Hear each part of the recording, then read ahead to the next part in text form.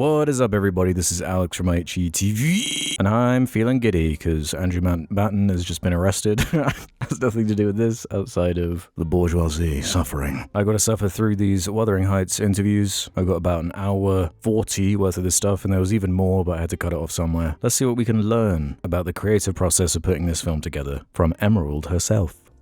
The thing that I connected with. Why do they always have the worst audio? It's only in one channel for some reason. It's only a short clip, so don't worry. Was this story, this whatever our souls are made of, his and mine are the same. I could only make my sort of response to reading the book for the first time when I was a teenager. That makes a lot of sense. That's definitely the vibe of the film. And when I was a teenager and I read it, of course, there's so much wish fulfillment. You know, they do kiss. They do get together to some degree. You know, When was this written? Not sure how much pup play they were getting up to in 1847. There are things in there that I have added for my own need. Because you're horny. You're a horny motherfucker. Because I loved the book so much and I always desperately needed some kind of sense of like, I don't know, for it to go a little bit further. And so, you know, it can't be a definitive. I just felt like I needed to take it so far. You can't make a definitive film of the book. The book's too huge. So you sort of make your own version. So I knew I couldn't it would be impossible to make something of such a huge book. So really what I wanted to do was make a movie that felt like I felt when I read it. So it was sort of my idea, my teenage idea of the movie. It's funny this is the angle she went with. Her surface level teenage interpretation. God, it makes it make a lot of sense, actually. Even though there are things in the movie that maybe kind of, you know, feel slightly different, it's very, very faithful to her words, and that meant a lot to me. Fans of the book, leave me a comment and tell me if that's true at all. Like, at least if one thing, it's made me a lot more likely to read it now, and probably a lot of people out there are going to read it after the movie and be like, wait, what? Huh? I'm so excited to introduce writer and director Emerald Fennell. I had a whole preamble. Oh, it's fennel. I had a few comments saying it's not fennel. Like what is it, a vegetable? Oh, I guess it's a flavorful herb. Honestly, well, but do you know what? It's so lovely because I feel... Sorry, her voice, dude. It's crazy. Look. There's also a ghost thing. They're both really ghost stories, and yeah, this was something I learned after the fact. I'm just like, wait, where was that in the movie? There's like a joke about a ghost. And gothic ghost stories in the best way. And I wonder how ghosts affected your approach to this, because you very definitively end when Kathy dies rather than having her haunt Heathcliff, but still there is that gothic experience to it. Something doesn't die, something endures. And so really, if there is a ghost story here, it's the kind of ghosts of the children. What? That they were, and the life that they didn't. Come on, that's such a cop-out. That's another big bit of feedback I've been getting, is that the story's about generations, that there's a big emphasis on the generations of these families and the story traveling through it that way, which is just not included at all. It's a horny romance, first and foremost. Lead, perhaps. In the book, it's quite between the lines, any sort of a sexual power dynamic, but in the movie, it's very straightforward. That's a good way of putting it. And we really see a variety of different sexual dynamics at play and power dynamics. How did you approach that from the book, and how did you decide which characters you wanted to BDSM, pup play, it's got it all. To have really play into that? Well, it's funny, isn't it? Because there is, obviously, the book is sort of somewhat more restrained. But, well... What do you mean, somewhat? I feel like I'm being disingenuous, which I'm not. The thing is the book is absolutely filthy. Mm-hmm. And it's really... Is that true? I've heard the opposite of that. Interesting, because there's a sort of quote from Daphne du Maurier when she talks about Wuthering Heights, and she talks about it as being a kind of sexless book. Mm-hmm. But I have never experienced it that way. And so it's really, so and again, I think it's partly the magic box that is this novel that... There's a little bit of projection too. Like, It was written in the 1800s. Everyone Not who exactly known for their sexual liberation around that time. reads it experiences something slightly different. For me, the sexual power dynamics are extremely explicit. You know, I've just slightly, pushed the Put her in context. a collar. Yes, but I think to kind of understand what this book would have felt like when it was made, I suppose. These are just, it's just kind of slightly, I guess, sort of reframing it. But I think Just slightly. I was just so shocked by it. I was so shocked by what I believe to be quite a sort of sexual and explicit book. How many times are you going to say that? Perhaps that's because I was maybe like the characters in this movie, kind of in that skinless moment where I was so kind of receptive to the world that perhaps I did read more between the lines than I might have Projected. done later. But I just couldn't believe it was so transgressive and complicated and dark and... A lot more than your movie. God, that makes so much sense. It's her 14-year-old interpretation of it. She, didn't change it at all.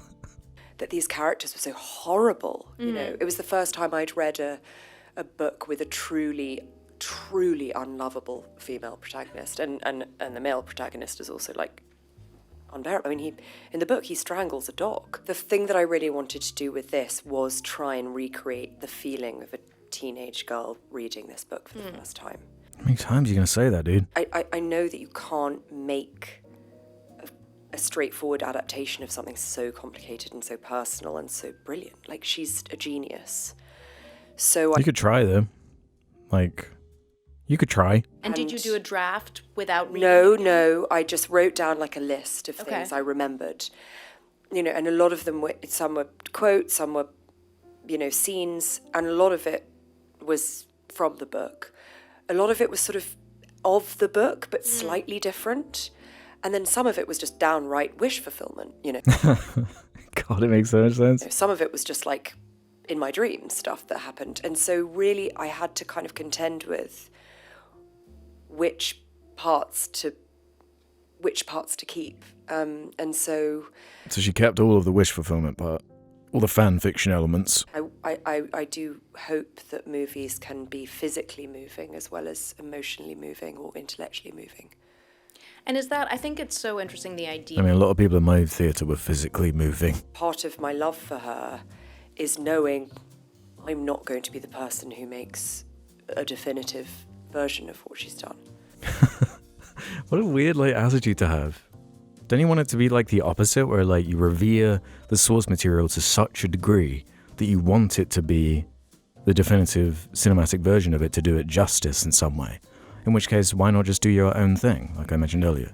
She's so good. In the same way you can't make a definitive version of a Shakespeare play. I saw this with about 10 colleagues earlier this week, and half of them had read it and half of them Yeah. hadn't, and people were shocked that Yes. actually your film ends halfway through the book. Yeah, it does. But the book itself, I believe, it's 2 books actually. And there's a lot of discussion about whether the second book was originally whether it had been written later. Oh, so they can do a part 2 movie and then get the ghost in there. For other reasons. Interesting. Really put Nellie at the center of it and gave her such agency and made her the villain in many ways, because I really didn't interpret her as the villain. She seemed almost the most victim of circumstance. it so becomes up to her to have caused all of this chaos. That's so interesting that you felt she was the villain. Because I feel, well, maybe it's because I'm an older sister, and I'm an older sister in my very core. I'm like, Nellie is the only sane person here. Yeah, that was actually my read on it too. Isabella is describing, sort of annoyingly, the plot of Romeo and Juliet, and she said, it's all the fault of the nurse. She's causing chaos and everyone dies because of her. And I thought, well, then here we go. We're just getting the plot of the movie in one sentence, but of this story. Yeah. Was she saying that as like a positive? That's a corny ass scene. Yeah, I mean, that's it. It's the nurse. But I think the thing that always interests me and why I'm so kind of obsessed with this book still is it's so radically amoral. Mm-hmm. You know, and I just think that's so extraordinary, particularly for a woman, you know, and even now it's really... Isn't that supposed to be the point though, that it's highlighting and almost being an objective highlight over that time period and what it kind of forces people to do from a cultural perspective of what was expected of you as a woman, as a servant of that time. Really radical to not say. That's where the tragedy comes from, is where it all comes from. Whether you think someone is good or bad. Right. Or to not say whether you think something is acceptable or not acceptable. Race plays a significant role in the book. I mean, Heathcliff is denigrated so often for his racial background. They have to bring this up. I wonder how you approached race when you were thinking about bringing this to the screen. I didn't. When I was kind of like researching the book and looking at everything, was that... What's her prepared speech for this? There's a huge amount of discourse and scholarship about that precise thing. And what is really interesting and complicated when you're looking at adapting it is there's very little agreement, particularly because of the kind of historical context. I wish you'd just be like, I wanted a hot guy that would get butts in seats. I'd respect that a lot more. Of the book and what was precisely meant, which does make it sort of a complicated thing to look at because people feel very strongly one way or another. But what I did know was that I wanted to make a story about a very, very hot guy, complicated sadomasochistic love affair, and that was the thing that I could. Damn, she should be a politician. She's good at dancing around this. And that the dynamics of the story, the political dynamics of the story, was something that certainly I was probably not best positioned to. No shit, Sherlock. Be the person to tell that story or that version of the story. But you know, it's always really complicated, these sorts of things, because you're because I want my film to make loads and loads and loads of money for everybody. Always just trying to do the best that you can. And I also felt partly that in the book I kind of felt like I wanted this kind of feeling of like, I don't know, that there's something new coming into this world. The thing that's really interesting about Wuthering Heights is it's on the threshold of the Industrial Revolution, right? So you've got the new world coming in. And I felt like for this version... What a lame way of answering this question. It would be really interesting to kind of use Edgar as a way of showing the positivity of that new world, you know, and of actually... But as I say, you just hope that everything exists in the context of this movie and that it makes sense in the context of this movie. But, you know. But what you're inviting the comparisons by basing it on the book, obviously. It's so strange. Did they not consider that this was going to be like an aspect to the discourse around this film? No, I that's all I can hope for, really. I feel like the bathtub scene from Saltburn loomed large in our collective consciousness. Okay. I feel that yes, people, it was a big moment. What is the bathtub scene of this Wuthering Heights? It's such a... What a boring way of viewing someone as a filmmaker. Oh, she's so extreme. She's got to have her hardcore boundary-pushing moment in each film she makes. It's quickly become a parody of itself. the thing is that the truth of it is people just don't really make films for women. Yeah. I think it's just sort of as simple as that. Not just women, but like the kind of, you know, anyone who likes these kinds of movies. There's some truth to that, which is part of what is so frustrating about it. Where it's like, you have this mantle. Like, there's kind of a responsibility to deliver something that isn't a fucking parody of itself. And you just went for the lowest, easiest point of entry. It's like, I try and make stuff that gives me a thrill. Yeah, we can tell. That makes me feel emotionally engaged. And a lot of that stuff comes from a deep female place. There are still, remarkably few sort of romantic films. It's kind of interesting in this interview she hasn't brought up the class dynamics like once. Huh. Especially with this kind of budget and scale. Thank you, everybody. So looking at a lot of... To be fair to it, all of this stuff was craft. very impressive from a production design standpoint. But what we made for the title sequence, which was stop motion animated and took 9 days to shoot. What advice would you give to aspiring filmmakers? Be born fucking loaded. I think, honestly, the detail. Just the detail, because thinking is free. So whether Yep. It reminds me of watching like the Baz Luhrmann's Romeo and Juliet, or those movies. What's the point of these glaze-offs? For the entire flight. I thought you meant you had your digits out, like raw dogging on a flight. It's like... I'll get your dogs out, like your feet, toes up in someone else's seat. I've got to translate the Australian. Shout out to my Australian bros. Lumiere was quite the flirt, so... He was fit, Margot, wasn't he? He was fit. Isn't it weird how animated things can like be attractive? Oh, for sure. And you're like... Why is that weird? Why is that weird? Why is Simba hot? Like, I'm so confused. On purpose. Adamant like that. Yeah, and you know that And you know that was they their did it on purpose, intention. yeah. We were just saying about Zootropolis too. Who do you Like- fancy in that? No, for So, them, no, them it's Zootropolis. Zootropolis in England and it's Zootopia in America. God damn it. I hate British people, man. No, the chemistry of all of you is so good. You can tell you're like the Avengers of filmmaking right now. What? Well, we got a Marvel reference. We gonna get a Star Wars reference? Come on. Just throw in a Star Wars one for kicks. You are, because everything you guys do, I'm like, That was scary. How do you get comfortable sitting in those difficult emotions with each other? How do you get comfortable doing these remote interviews? You know, I think that's what we love. It's like you want to cry right now? You want to have a big laugh? You want to scream? mate. Should we do a voice? Like it's Wuthering like, Heights, mate. it's just They should have done it in their Aussie accents. That would have improved it like 2 stars. I said, what's your dream for the project? She said, I want people to cry so hard they vomit. Oh. The thing for me is that you can't adapt a book as dense and complicated and difficult as this book. I can't say I'm making Wuthering Heights. But you... Come on, what a cop out. It's not possible. What I can say is I'm making a version of it. That's the implication, though, by you doing an adaptation of a book anyway. I think it's quite hard when you're playing sort of the ultimate cuck man, you know. And if I play the cuck right, then it's ultimately more heartbreaking. So that's the beauty of it, I think. Because love in that sense sort of is a game as well, and These two have better chemistry than with Margot Robbie. Thank you very much. yeah, no, it was really lovely to chat with you all. If you're going mad and These are awkward interviews when they have such a big panel, because no one really gets to say anything. I get it's all just a big advertisement, but... Fennell defends Wuthering Heights.